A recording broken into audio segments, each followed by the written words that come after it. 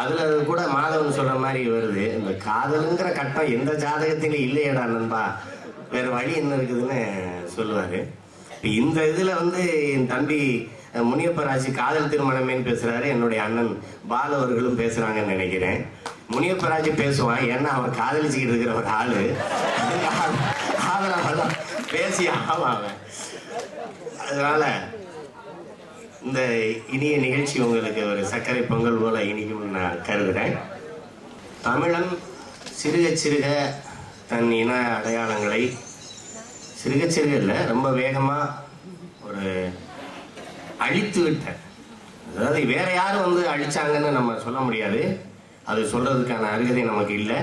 ஏன்னா நாமளே தான் அந்த தவறை செய்தோம், நம்மளே தான் அழிச்சோம். இப்போ உதாரணமா இந்த நிகழ்ச்சிகளில் இப்போ நம்ம குழந்தைகள்லாம் ஆடுனாங்க, அது திரைப்பட பாடல்களையே தான் நம்ம திருப்பி நம்ம குழந்தைகள் பயின்று ஆடுறாங்க. ஒரு அசாத்திய திறமை உள்ள நம்ம குழந்தைகள் அந்த மறுபடியும் அந்த குப்பையை தான் மேலே அள்ளி நம்ம கொட்டிக்க வேண்டியது இருக்குது. அதுக்குள்ளே இருந்து என் போன்றவர்கள்லாம் பெரிய கலகம் செய்கிறோம் நாங்கள், இந்த குத்துப்பாட்டு இந்த உடான்ஸு விடான்ஸ் எல்லாம் தூக்கி வீசுறதுக்கு. அதுக்கு உங்களை மாதிரி பெருமக்கள் எங்களுக்கு ஒத்துழைக்கணும். அரசு விழாக்களில் கூட இன்னைக்கு பாரதிதாசன் பாடலோ தமிழ் இசைகளோ முழங்குறது இல்லை, அங்கே நமிதாவும் நக்மாவும் தான் ஆட வேண்டியது இருக்குது. இந்த அவலத்தை துடைக்காத தமிழன் ஒருபோதும் தன் இன அடையாளத்தை மீட்டெடுக்க இயலாது அப்படிங்கிறதான் என்னுடைய கருத்து. முதல்ல இந்த தமிழர் திருநாள் அப்படிங்கிறது என்ன ஒரு அவலமா இருக்கு. இப்பதான் நம்ம இந்த விழா மீது ஒரு சிறப்பு கவனம் நம்ம செலுத்துறோம், அது பெருமைக்குரியது.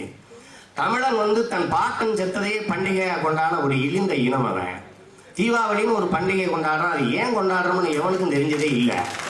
அது நரகாசுரன் செத்து போயிட்டா அதனால நாங்க கொண்டாடுறோம்னு எல்லாரும் சொல்லிட்டு அலைகிறோம். நரகாசுரன் உங்க பாட்டன், முதல்ல அதை நீங்க தெரிஞ்சுக்கணும். பாட்டன் செத்ததை பண்டிகையா எவனும் கொண்டாடினதா சரித்திரம் இல்லை, நம்ம தான் கொண்டாடிட்டு அலைகிறோம். வேணா அதுக்கு திவசம் கொடுக்கலாம், கருமாதி செய்யலாம். அவனுக்கு போய் நம்ம எப்படி அவன் செத்ததை, ஒரு மனிதனின் மரணத்தை உங்களால எப்படி கொண்டாட முடியுது? அவன் நல்லவனா இருக்கட்டும் கெட்டவனா இருக்கட்டும், எப்படி உங்களால கொண்டாட முடியுது? அது மிகப்பெரிய அவலம், அது ஒரு கேவலம். அதுக்கு பட்டாசு வெடிச்சுக்கிட்டு பணியாரம் தின்னுக்கிட்டு நம்மளும் வாழ்ந்துட்டு தான் இருக்கிறோம் அந்த மண்ணில். அதுக்கு சொல்லப்பட்ட கதையை இதுவரை யாரும் படிச்சதாவோ கேட்டதாவோ தெரிஞ்சுக்கிறோம்னு ஆர்வப்பட்டதாவோ தெரியல. நரகாசுரன் என்ன பண்ணா 33 கோடி தேவர்களை பிடிச்சி அடைச்சி வச்சுக்கிட்டான். அவன் யாரும் உழைக்காம சோறு நின்றுட்டு இருந்தாளுங்க, உங்களுக்கு ஏடா உழைக்காம சோறு தூக்கி அடைச்சி வச்சுட்டாங்க. அவங்க ஒன்னே பிரம்மா நினைச்சு வேண்டாங்க. அவர் விஷ்ணு வந்துடுறாரு, நம்ம ஆரோட சண்டை ஓடுறாரு. சண்டை ஓடும்போது அவன் பூமியை பாயா சுருட்டிக்கிட்டு கடலுக்குள்ள பூந்துட்டான்னு ஒரு கதை. தந்தை பெரியார் அவர்கள் கேட்கிறாங்க, எவ்வளவு எளிமையான ஒரு சிந்தனை, ஒரு கேள்வி. பாயில நின்றுகிட்டு யாராவது பாயை சுருட்ட முடியுமான்னு கேட்டாங்க. நீங்க நினைச்சு பாருங்க அருமை பெருமக்களே, யாராவது பாயில நின்றுட்டு பாயை சுருட்ட முடியுமா?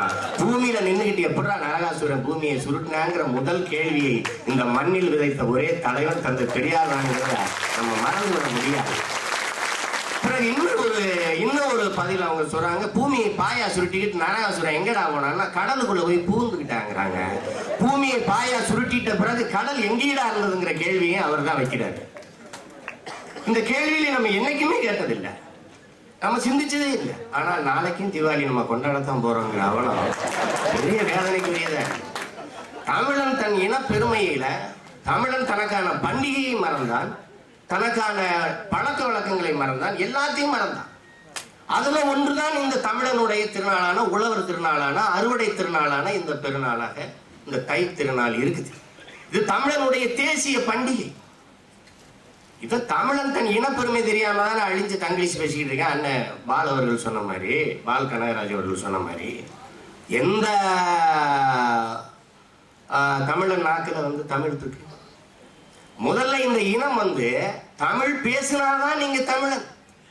என்னை எல்லாம் திரையுலகத்துல லூசு பையன் தான் எனக்கு பேர், என்னை ஒரு கிறுக்கு பையன் மாதிரியே பாக்குறாங்க. நான் தமிழ்ல பேசிட்டு அலையிறதுனால இதோ ஒரு வேண்டத்தகாத வேற்றுக்கிரக வாசி மாதிரி நானும் ஒரு திண்டத்தகாத விஜய் சந்து மாதிரியும் என்னை கேட்கிறேன், திருந்தவே மாட்டியாடான்னு என்னை கேட்கிறேன். இது என்ன எங்க போய் இந்த துயரத்தை துடைக்க? எல்லாரும் ரொம்ப அழகா பேசுறாங்க, எல்லாரும் நைட் மீட் பண்றாங்க, இரவு சந்திக்கிறது இல்லை, எல்லாரும் மார்னிங் கால் பண்றாங்க, காலையில அழைக்கிறது இல்லை. அதுல என்ன ஆயிர போகுதுன்னே தெரியல, என்ன கெட்டு போயிரும்னே தெரியல. எப்படி திருத்த முடியும்? ஒரு சின்ன கேள்வி நான் கேட்கிறேன், சமைக்கிற அரிசியில கல்லு கிடந்தா எடுத்து புரைக்கி போட்டுட்டு சமைக்கிற என் அருமை பெருமக்களே, உயிருக்கு நிகரான தாய் மொழியில் மட்டும் எப்படி பிறமொழி சொற்களை கலக்க நீங்க அனுமதிக்கிறீங்க? தண்ணியில பால்ல தண்ணி கலந்தா வாங்க மறுக்கிறீங்க, எரிபொருள்ல எண்ணெய்கள்ல தண்ணி கலந்தா வாங்க மறுக்கிற நீங்க நம்ம அன்னை தமிழில் கலப்படத்தை எப்படி அனுமதிக்கிறீங்க? எப்படி அனுமதிக்கிறீங்க?